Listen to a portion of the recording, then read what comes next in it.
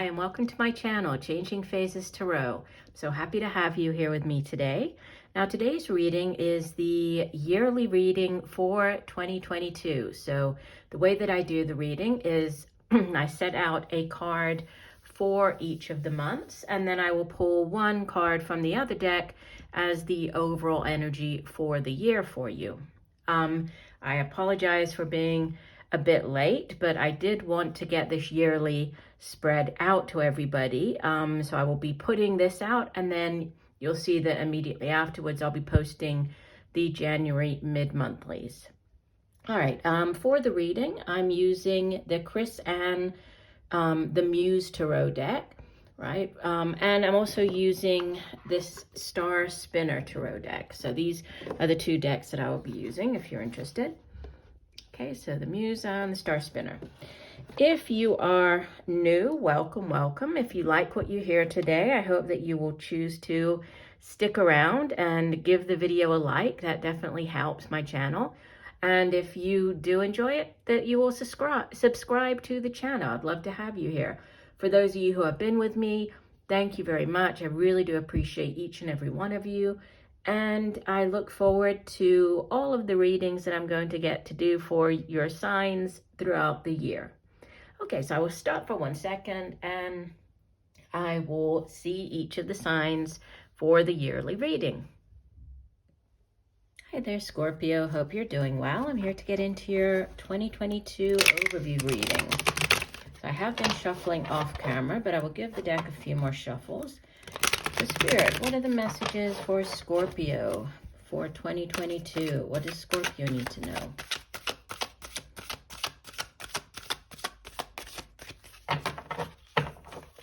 Do one last shuffle.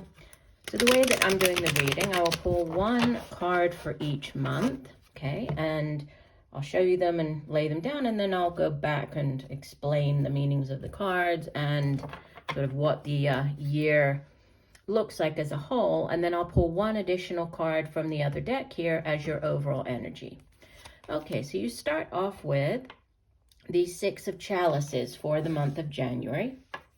February, the Nine of Swords. March, the Six of Coins. April, the Nine of Wands. May, the Nine of Coins. So it's 3 nines in your spread. So we'll get to that in a second. Number 17 of the Major Arcana, the Star card. That's for the month of June. July, you have the Eight of Coins. August, you have the Empress. She's number 3 of the Major Arcana. September, you have the Six of Swords. October, you have the Seven of Coins. November, the Six of Wands. And the last month of the year, you have the Four of Chalices. And let me put down that deck. The overall energy for the year. Let's get one card that's going to serve as your overall energy. So what is the overall energy for Scorpio for 2022?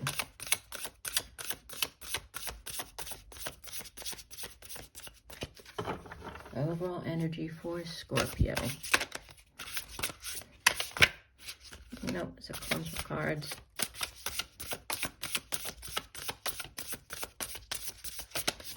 Okay, we'll do one last shuffle.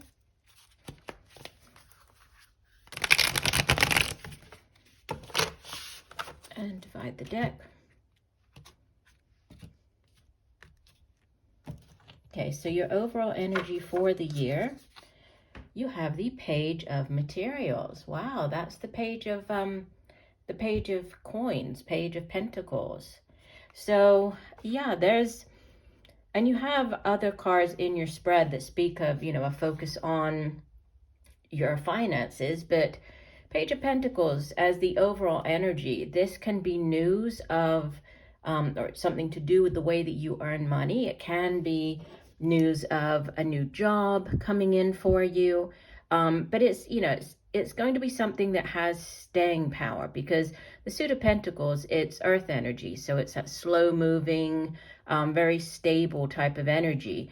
And usually pages, they bring in news, but with this being, earth energy, it's news that leads to something very tangible, right? It's something that is going to be very productive, very fruitful for you. So it could be, in general, just, a very productive year. It can also be a year in which there's more of a focus on your material possessions, right? Your finances, or a focus on the work that you do.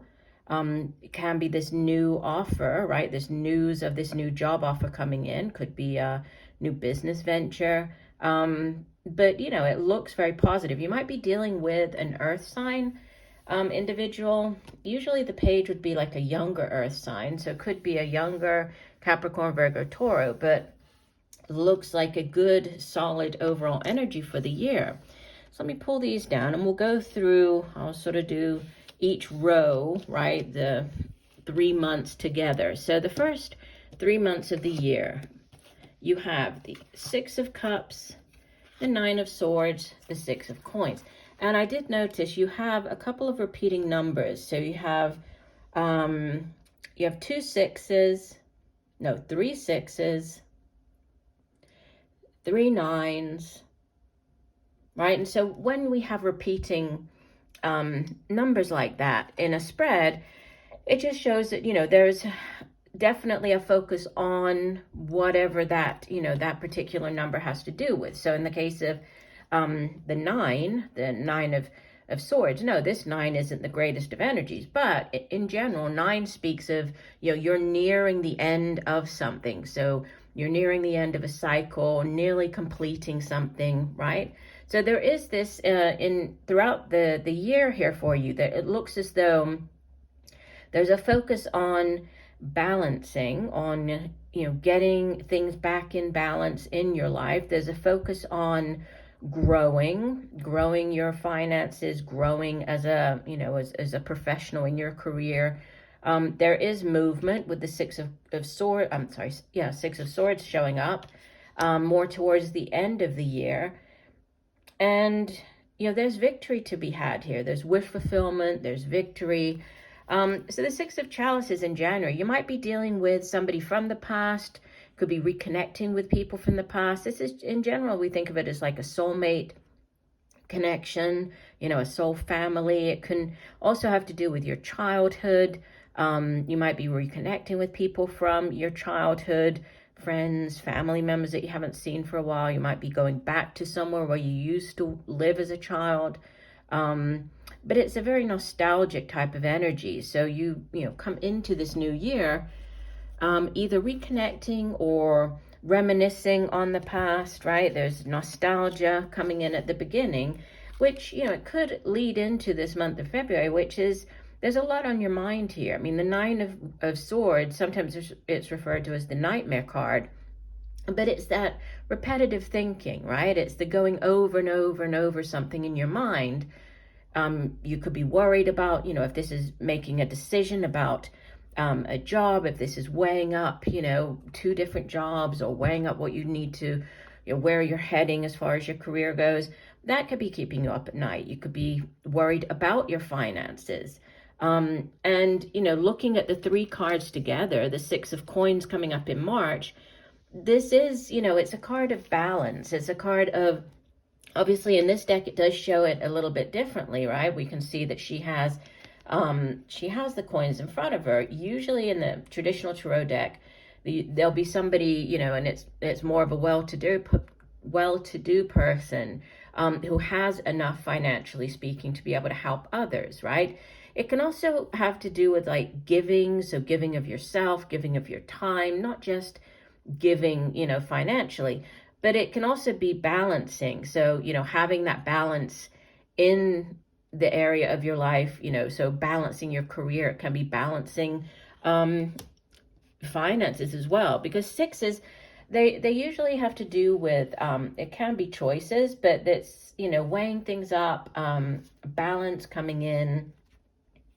So looking at this first quarter, it seems as though, there's a definite focus here on whatever this, leading into March, this new, or this balancing out of your finances or your career. And it's going to move you out of the, staying up at night, worrying mentality. And as you come into the second part of the year here, so into springtime, you have the Nine of Wands, which, it does speak of, the Ten of Wands would be like the end of a particularly difficult cycle. So you're nearly there. Sometimes when the Nine of Wands shows up, there's one last hurdle that you have to jump over, one last obstacle you have to face. But the message is don't give up, right? You are nearly there. So if in the month of April, you start feeling a little dejected or down, or thinking that, I just don't know if I can do this, or, I need to finish out something, finish out this contract at work, or finish out, I need to work until the middle part of the year, you're nearly there. And what's coming in, by the time you get to, May, June time, you have this ultimate abundance in finances and your career with the Nine of Coins. Sometimes this is referred to as the bachelor or bachelorette card, because it just basically means that, you have, financially speaking, everything that you want, right? Everything that you've wanted in life, you've achieved that. You're financially stable. You don't need anybody. You might like to have somebody, right, in your life, but you don't need them. You take care of yourself. You work hard. You earn your money. You're able to buy nice things for yourself when you want to. And there's wish fulfillment, right? In the month of June, the Star card associated with the sign of Aquarius, but it does represent wish fulfillment. So, having all of your wishes, whatever this job is or finances, it's whatever you've wished for, it's coming true here. It's also a card of healing, the Star card. So yeah, it might be, the first couple of months of the year, you might be sort of weighing things up a little bit, worrying about what you're doing or where you're heading. But by the time you get to, springtime heading into the summer, things have definitely picked up for you. The fall looks like it's going to be a time when there's change, there's movement. You have the Eight of Coins or Eight of Pentacles, some more Pentacles here for you, which, it's referred to as the Apprentice card, but it really has to do with you working hard, right? You putting in the time, putting in the hours, working long hours at work, picking up extra shifts. You can also be working on yourself. So taking training courses. You might be heading back to, or in the fall, for some of you, you might be considering heading back to school, heading back to university, getting additional training, a certificate, a degree. If it's done at work, it can be like that on-the-job training, right? But there's a focus on improving yourself, being the best that you can be at whatever it is that you do, right, as a career. It's very heavily focused, it seems, on finances and the work that you do. Not so much.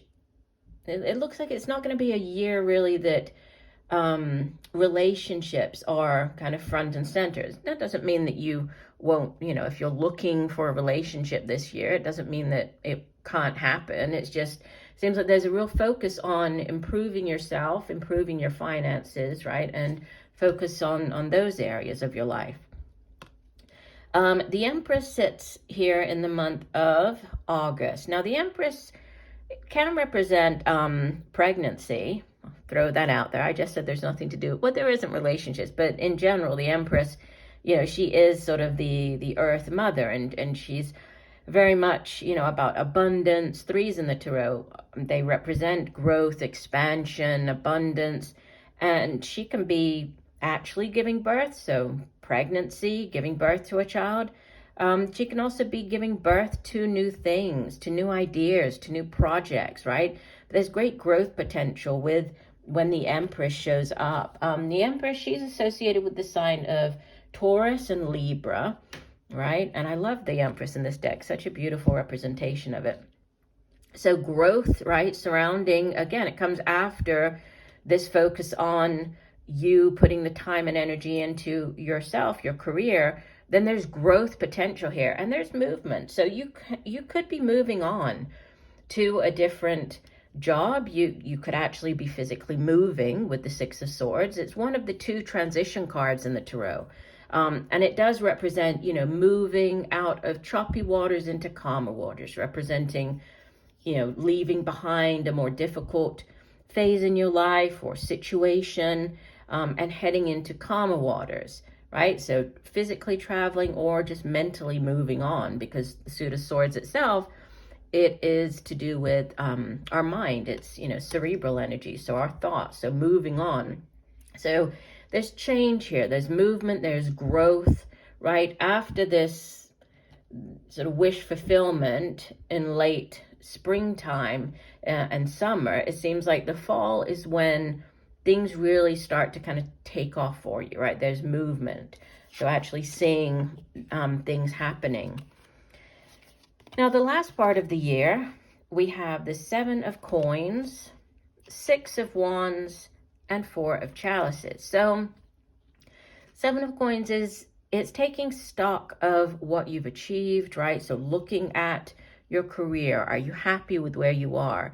Do you need to change anything? Looking at your finances, you are nearing the end of the year here. So if you set yourself a goal of saving, X amount of money this year for whatever, for travel, for a down payment, to buy a car, to buy a house, whatever it is, have you managed to save that money, right? How are you? So it's that like feeling good about what you've achieved, right? Looking at where you are, and then sort of reevaluating, thinking, okay, if I continue on the same path, is that going to get me to where I want to go? Do I need to change anything, do anything differently? But there's success here, right? In the month of November, the Six of Wands is a card of victory. It's you being victorious, you standing out from the rest of the crowd, some type of achievement, right? Recognition for a job well done. You could be getting recognized for something, right? You could be receiving like a, I'm saying like getting up on stage and having your name called out. So you could be receiving some type of recognition in the month of November. And then as you head into the new year, the Four of Chalices, it can be a card of like apathy, feeling bored with a situation. And again, this deck doesn't show the Four of Cups like it's traditionally shown, because usually there's sort of the Three Cups and then there's like the one Holy Grail there. And the message is to, focus on figure out what it is that is your Holy Grail. Focus on that. Don't focus on the Three Cups that maybe aren't fulfilling you, or, that have spilled out, or that have represented disappointment. Focus on, the one cup, the one opportunity that you do have. So there's a need to, and it does come at the end of the year, sort of winter time. And this could be a month where you don't need to allow yourself to get depressed, to get into this state of mind of feeling bored with everything. I mean, it's fine to be a little bored, but don't let it kind of overtake everything, right? Focus on the ace, focus on what it is that you do want as you head into the new year. But this comes off of, a number of months of great growth, of movement. So a big focus on, and, going back to this Page of Pentacles, Page of Materials as your overall energy, the whole year, it's, it's focusing on you. I get it, really coming through strongly that it's about you this year and being the best version of yourself. So I do hope the messages have helped, Scorpio. I thank you for joining me today. I look forward to reading for you again, and just know that I'm sending you much peace, love, and light for a wonderful 2022. Bye for now.